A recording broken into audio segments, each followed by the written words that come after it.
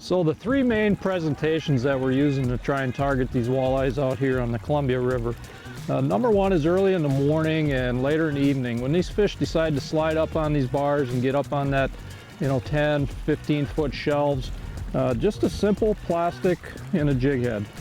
I'm using something in that 3 to 4 inch range with a paddle tail, just keeping it very simple, just a black jig head with a white tail, just to mimic all the forage in this system. I'm going to cast these things out, casting downriver, let the bait swing naturally along the edge of that break, and then once it gets off the break, reel it back in and repeat that cast. Now during the midday, we like to, as those fish slide down off those breaks into that deeper water when the sun comes up high, we kind of give them a 1-2 approach. One of us will be using something with a glide bait. These are heavy baits, 3/4 ounce, 1 ounce baits, to drop this straight to the bottom and work it vertically. When we're talking about 40 feet of water on average, so you're going to need a heavier bait to get it down there.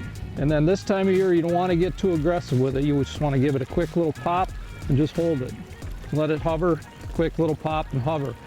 So one guy's going to be using probably a glide style bait like that, and then the other guy just using a simple jig and night crawler.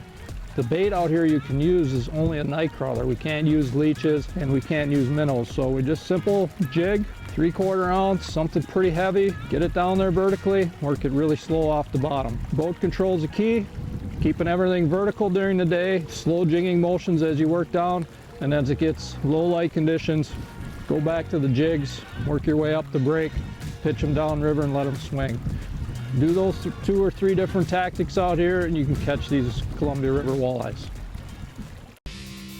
Thanks for watching. Hit the subscribe button and click on the bell to stay up to date with the latest tips and techniques to help you get the next bite.